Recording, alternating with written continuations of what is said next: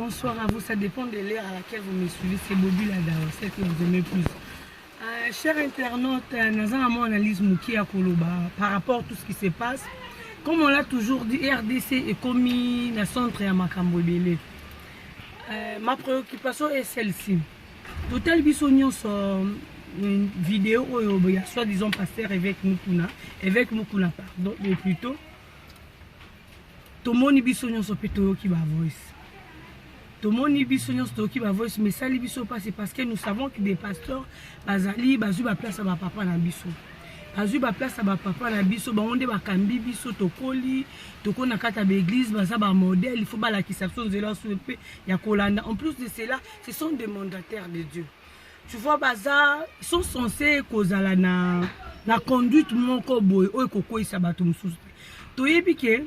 Ce qui est là, papa, à quoi il s'est mis, ça est là, comment faut la jeunesse, ban la paix, moussou, à se référer à toi, le bac, ils ont bizarre, les papa, na bango. Mais, et là, ils salanga, il passe les alliés, le pasteur, à quoi il s'est mis.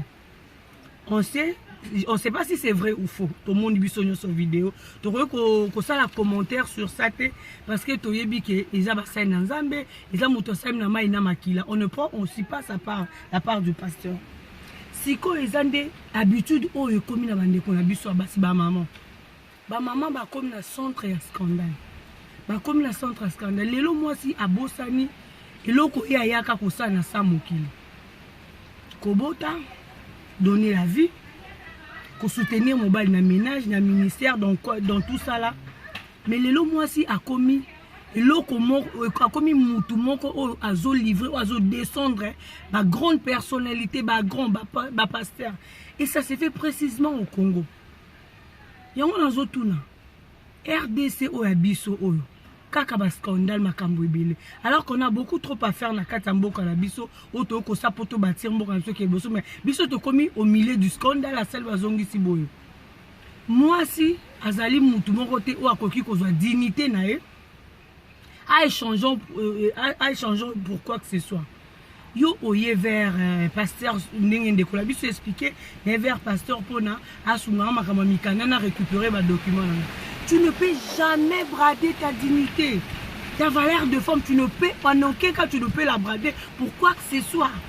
Et là, quand on peut si pasteur, il y a mon ya ezali bo moi si na yo.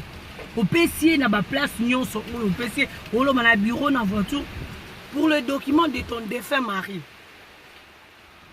Au monde que c'est maintenant les femmes qui perdent. On est en train de perdre parce que biso to peut c'est là comme ya pour des détails. Et là comme te dignité à moi si. Après ça, qu'est-ce que tu as osé des gens, oser des enfants, qu'est-ce que tu diras? Non, je me suis sacrifié pour Nanazo et Loko ya Mobana. Quel genre de sacrifice? Quel genre de sacrifice? Les lobas signaux comme à côté na carte l'église. Les lobas si ba comme le quoi ba serpent ba côté na carte l'église. Balingi ils sous relation mon sérieuse, balingi ils sous la base à chaque fois que tu es devant un pasteur, à chaque fois que tu es devant un grand homme, ma relation, je peux avoir une vidéo, je peux faire un sexe, plus tard et pourquoi est-ce qu'on est en train de s'appuyer dans ma cambo et couper sa bille sur le coup monté? Pourquoi est-ce qu'on s'appuie sur ça?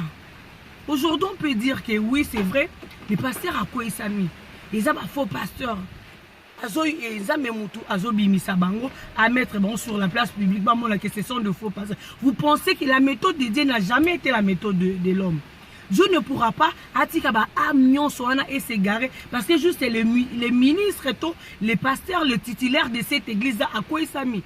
Il a sa façon lui d'interpeller ses serviteurs parce que les jours il les a il nous a pas fait venir. N'importe quel pasteur, non, il nous a pas fait venir. Tu vois, il nous a pas fait venir. Voilà pourquoi il est le seul qui sait comment est-ce qu'il peut communiquer avec l'homme. Dieu, je vous dis, ceux qui ont son nom, il sait comment est-ce qu'il procéder dans le avec un autre, il sait comment est-ce qu'il faut procéder. Avec telle personne, il sait comment. Parce que lui seul sait comment est-ce que Moutou, qu'est-ce qu'il peut, quel est le message qui peut captiver cette personne. Ce n'est pas en descendant Batou, toi à l'objet qui était dans l'axe Batou, que celui-là c'est un faux pasteur, na sex tap, so na sex tap et am. Tu sais, il y a de ces gens-là qui ne sont pas fermés. Les gens ont assez comme Missou Bakei, Missou Peba Vandi. Je ne pense pas que le Seigneur peut vouloir que bah âme oya récupérer dans ma boca diable bah tout bah qui a fermité les loba panzana pour aller qui s'abattu que celui-là c'est un faux non je ne pense pas. Est-ce que vous pensez vraiment chers internautes bande de Konabiso vous pensez que ceux qui papa quoi ils mis la famille atiki cause la papa atiki cause la papa te nous sommes tous des chairs et des sangs. Le modèle c'est Jésus-Christ, je l'ai toujours dit. Tout ça tarde à atteindre ma distraction à lobby alors l'église pour tous à la ferme pour prier pour nos familles, pour prier pour le pays, tant d'autres choses mais tout qui n'est pas bilo comme sous-souté et toujours pas biloko ya tous a toujours été dans ma vie où ils ça la spéculation azaboé azapasser ils ont bandi ko bimisa bon non le Seigneur sait comment est-ce qu'il va procéder au conseil on peut ça la maman tout qui a causé un scandale tous un milliard scandale. Tu ne dormiras pas sur Ebi que la chute de ces grands est entre mes mains. Quoi qu'il arrive, quelle que soit la somme qu'on t'a donnée, quelle que soit la somme pour faire tomber, pour faire chuter celui-là. Mais tu sais qu'entre temps, moi je suis en train de détruire les mystères de Dieu. Parce qu'en eux, il y a l'Esprit de Dieu. En eux, il y a un ministère, il sait que toute personne au natindi boabi ke ndenge natindi kankenza ndenge natindi Soni Kafuta ndenge natindi pasteur Walo Mutenga nabi ke mutu ozala sauver. Le Seigneur a déjà planifié. Le Seigneur sait comment est-ce qu'il a appelé Mukuna. Le Seigneur sait comment est-ce qu'il appelle ses ministres. Il sait qu'est-ce qu'il a mis en eux. Ayebi ba faiblesse na moko le kabiso. Seulement eloko ezo sala pas ces abiso lelo ba chrétien. Pourquoi biso tozo exposer ka ba pasteur na biso ata bazana ba faiblesse on to côté libango. Mais pourquoi quand tu vas en intimité avec un imam, pourquoi est-ce que tu ne le mets pas sur la place publique? Ozobanga imam, ozobanga qui soit en prière la mosquée dans Koufa. Ozobanga mutu, ozobanga nzambe oza likolo ba il y a puissance sur ça ozobanga été. Pourquoi est-ce que parce que na ba secte il y a des pasteurs na bango op nous savons pas, je n'ai pas vraiment les mots exacts op à salaka mais sur le bas. Pourquoi est-ce que quand ils sont en intimité avec nous les femmes on ne vient pas brandir ça? Pourquoi est-ce qu'on ne dit pas ça? Mais quand c'est un pasteur, tout le monde, tout ça, une femme est censée d'abord savoir où est-ce qu'elle met ses pas. Elle est d'abord censée savoir qu'est-ce qu'elle fait. Parce que quand tu es en train de... plus tard, une femme peut-être de 30 à 40 ans, peut-être après des années, au Kolingo Bota. Pardon, excusez-moi. Ne sont pas surpris que les lots comme Bota, na scène okomo bimsa bana moko lelo bimsi ba kuluna lelo bimsi bana baza ba rebelle et tout c'est parce que c'est lokolona qui c'est lokolona qui ba maman parce qu'andam sous ces blocotika cette histoire de sexe avec les pasteurs nous sommes là pour les traquer tous autres traquer bango poto ko ça bon ba faiblesse car son na ko iso ka ande na la kisi yango on veut bien la serre à l'active ayoxi voinae on a compris ce qu'il s'agissait.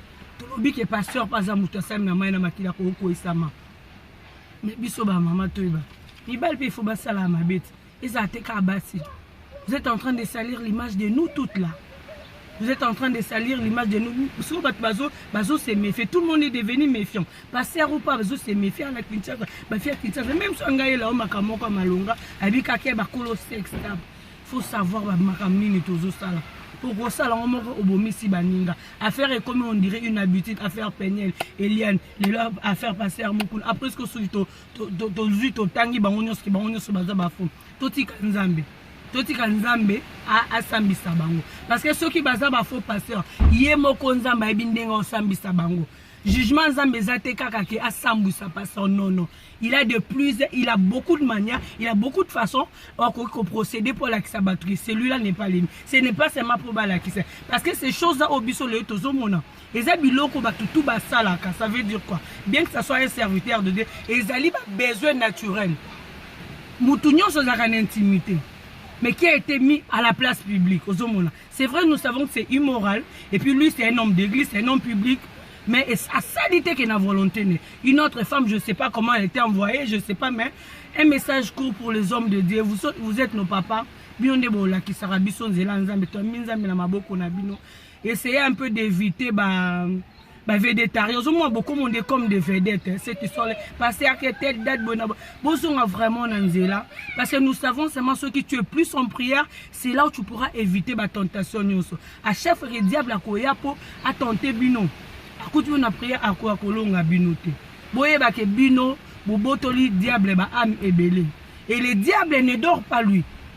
Azolandela bino parce que bino nde bobotoli ba te belé mais chaque fois qu'il ne bino à un moment de somnolence le diable va toujours frapper à chaque fois que tu tombes la mouka papa la mouka pasteur continue ministère non tu es un des deux et maman à chaque fois koutani na bêtise moko aux a mêlé na scandale moko réfléchis pour au sala lisusu maman kama et puis les mamans qui restent les femmes qui restent les filles qui restent arrêtons cette habitude de sex tap ezoteka image mabe ya RDC ezobimisa biso basi ndenge mususu et bon les lobbies sont aussi pour notre compte et nos enfants nous je dis bonjour, j'ai fait de gros bisous à mes enfants, je dis bonjour à tous ceux qui me suivent, à ceux qui me suivent pas.